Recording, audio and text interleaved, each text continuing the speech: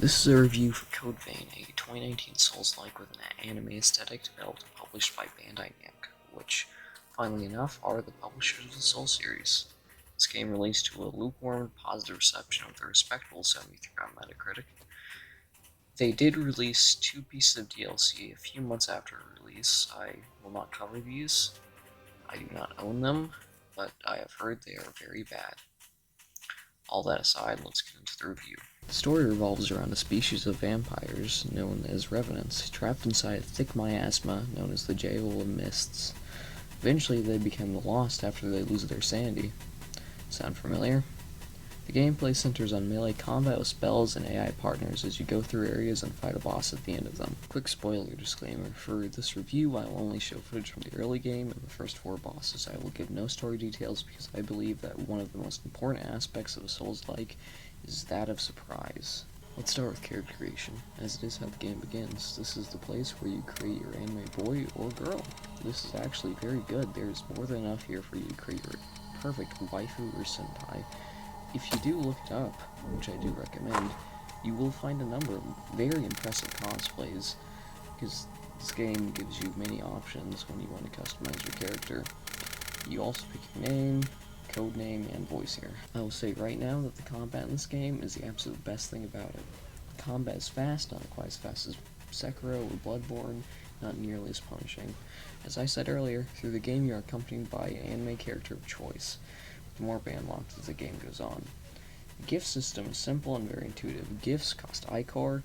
Gain Ichor by simply hitting enemies or doing backstab, parries, or drain attacks.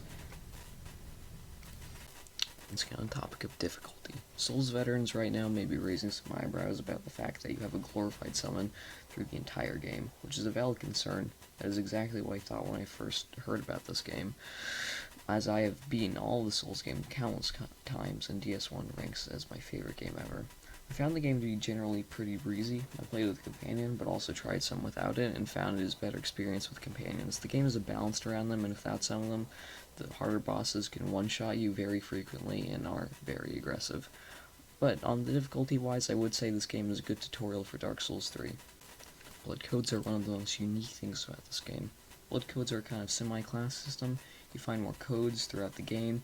Each code has unique stats and gifts, but certain gifts can mix and match with different codes, which allows for a lot of build diversity. For example, in the footage you are seeing right now, I am playing as a glass cannon assassin that gets buffs, like I do extra damage until I get hit, or I can buff my weapon with stun. The bosses in this game, I'd say, are the best parts of it.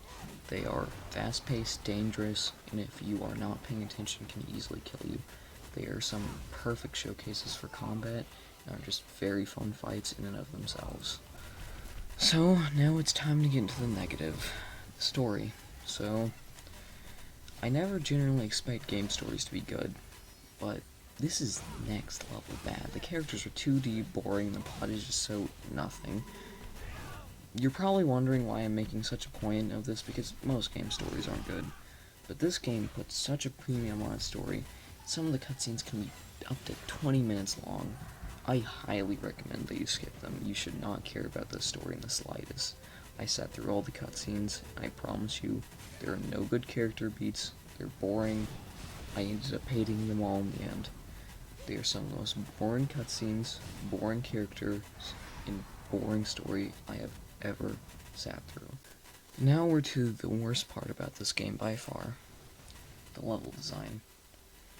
Especially in the second half of the game, it is terrible and uninspired. Most of the time it's just a series of hallways with enemies in them.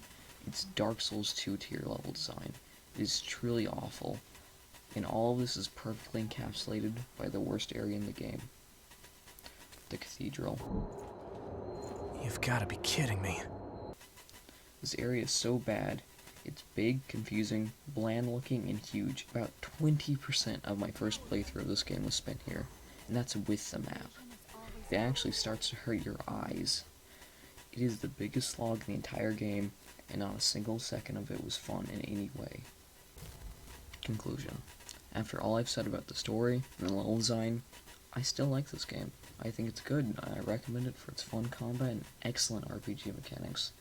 There's a sequel in the works for this, and I think it has a load of potential. With a better story and level design, and with a few touches up, this could be an amazing experience and one of the best Souls-like. This was my brief review of CodeVein. Thank you for watching. I hope you enjoyed. Oh yeah, and did I mention the game has a playable piano?